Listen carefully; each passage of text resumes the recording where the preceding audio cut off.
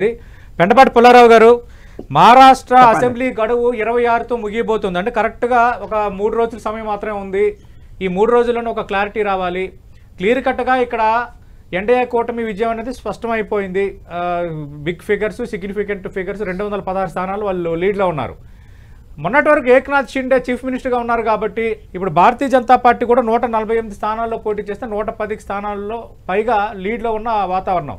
ఈసారి బీజేపీ ముఖ్యమంత్రి పదవి తీసుకునే అవకాశం ఏమైనా ఉందా? ఉంటే ఎవరు లీడ్లో ఉండొచ్చు? పరిణామాలు ఎలా ఉండొచ్చు? ప్రసక్తి లేదు. ఏక్నాథ్ షిండే ముఖ్యమంత్రి. ఏక్నాథ్ షిండే విజయం మీరు చూస్తే విశేషంగా ఉద్ధవ్ ఠాక్రే షిండేని తగ్గించేశారు. అలాగే అజిత్ పవార్ కూడా పోతాడు ఏం రావనుకుంటే ఇప్పుడు చూసిన లీడ్ బట్టి శరద్ పవార్ కూడా పూర్తిగా డిస్మిస్ అయిపోయి డిస్ట్రాయ్ అయిపోయి బీజేపీకి కరెక్ట్ మరాఠా క్యాండిడేట్ ఎవరు లేరు.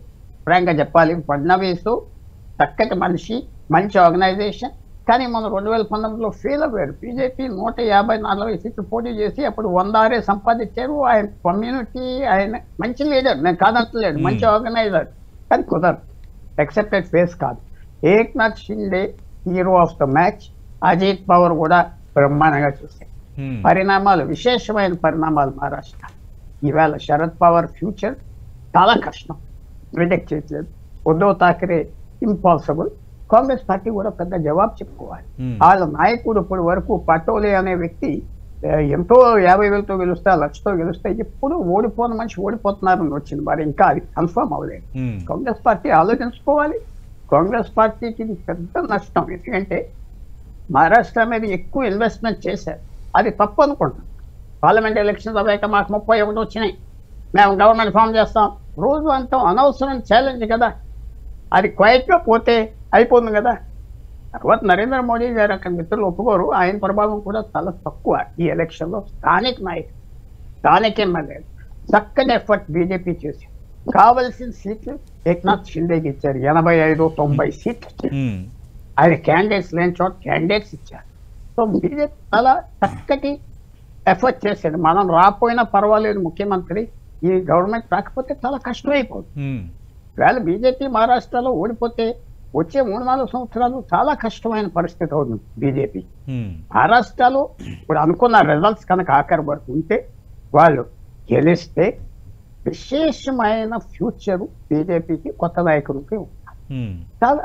ఎందుకంటే మహారాష్ట్రలో నేను అంతా చెప్పాను కదా, పాలిటిక్స్కి పెద్ద పరిణామాలు ఉంటాయి. ఒకటి శరద్ పవార్ ఏం చెప్పుకుంటారు, 12 ఎమ్మెల్యేల 13 ఎమ్మెల్యేల, అజిత్ పవార్ 30-40. ఇంకోటి కూడా చెప్తున్నా, నన్ను విమర్శిస్తారు. ఉద్ధవ్ ఠాక్రేకి 90 ఎంపీలు ఉన్నారు. ఎంతమంది ఉంటారు? ఇప్పుడు శరద్ పవార్కి 80 గెలిచారు. ఎంతమంది ఉంటారు? అక్కడ రాష్ట్ర ప్రభుత్వం 4-5 సంవత్సరాలు ఉండదా? సెంట్రల్ గవర్నమెంట్ 5 సంవత్సరాలు ఉండదా? ఉంటారా అక్కడ? వాళ్ళు ఈ పార్టీ నుంచి ఆ పార్టీ నుంచి వచ్చేవాళ్ళు. చాలా పెద్ద పరిణామం. ఎస్, జార్ఖండ్ బీజేపీకి పోయిందంటే అది కూడా వాళ్ళు ఆలోచించుకోవాలి. ఎంతో పోయింది, ఏం తప్పు చేశాం. 2 ట్రైబల్ రాష్ట్రాలు ముఖ్యమంత్రి ఇచ్చారు, ఛత్తీస్గఢ్, ఒరిస్సా. రాష్ట్రపతి ఇచ్చారు. ట్రైబల్స్ లో మంచి ఇంపాక్ట్ బీజేపీకి దేశవ్యాప్తంగా ఉన్నారు. జార్ఖండ్ లో చేయలేకపోయారే. అక్కడ ఉన్న 25-26 ట్రైబల్ సీట్లు రిజర్వ్ లో ఎన్ని వచ్చింది అది మనకు చెప్పేస్తారు కదా. అక్కడ ఫెయిల్. సో ఈవేళ ఇంకో పరిణామం ఏంటంటే, హైదరాబాద్ లో హోటల్ బుకింగ్ 300 రూమ్ల ఏం అవసరం ఉండవు. ఎందుకంటే ఇది పెద్ద ఇంపాక్ట్. ఏక్నాథ్ షిండే ఇంకా మళ్ళీ ముఖ్యమంత్రి అని చాలా బలంగా చెప్తున్నారు. మరి ఎందుకు ఎన్నికలకు ముందు ఎన్డీఏ కూటమి ముఖ్యమంత్రి అభ్యర్థి విషయంలో ఎందుకు స్పష్టత ఇవ్వలేదు? ఇచ్చారు. ఆయన అడిగితే ఏక్నాథ్ ఫడ్నవీస్ ని అందరినీ ఇప్పుడు ఉన్నారు కదా మాకు ముఖ్యమంత్రి అన్నారు అంతే. ఎందుకంటే బీజేపీ లీడర్ కూడా ఉత్సాహం ఉండాలి, పోకూడదు, అందరూ మావోడు అవుతాడు, అవన్నీ పెట్టారు. కానీ ఇప్పటి వరకు వచ్చింది ఫడ్నవీస్ లీడింగ్ లో లేదని వచ్చింది. లీడింగ్ లో రావచ్చు. అవును, ఫడ్నవీస్ గుడ్ ఆర్గనైజర్, దానికి ఏం 5,000 లోపు లీడింగ్ లో ఉన్నారు. ఇప్పుడు రావచ్చు. ఆయన మాస్ లీడర్ కాదు. మాస్ లీడరు ఏక్నాథ్ షిండే వచ్చాడు. ఏక్నాథ్ షిండే పొజిషన్ ఏంటి ఇవాళ? నితీష్ కుమార్ పొజిషన్ బీహార్ లో 20 సంవత్సరాలు బట్టి ఆయన 1 సంవత్సరం 2 సంవత్సరాలు తప్ప ముఖ్యమంత్రిగా. ఏక్నాథ్ షిండే ఆ స్టేజ్కి వస్తాడా చెప్పలేం, కానీ చాలా ఎమర్జ్ అయిపోయాయి 2.5 సంవత్సరాలు. మహారాష్ట్రలో ఇప్పుడు ఆయన ఒక కీ ఫిగర్, మరాఠాస్ కి అందరికి అయిపోయాడు. ప్రజలందరికీ అర్బన్ ఏరియాస్ కంట్రోల్లో ఉన్నాయి. బాంబే, తానే, కొంకన్ అర్బన్ ఏరియాస్ ఏదైతే శివసేనకు ఉండేవి అన్ని పోయినాయి వాళ్ళకి. ఇతనే లీడరు. ఉద్ధవ్ ఠాక్రేకి చాలా కష్టమైన పరిస్థితి ఫ్యూచర్. ఎందుకంటే failed leader, failed chief minister వచ్చేస్తారు, ఎవరు ఉండరు. పెద్ద పరిణామాలు మహారాష్ట్ర బీజేపీకి పెద్ద అడ్వాంటేజ్.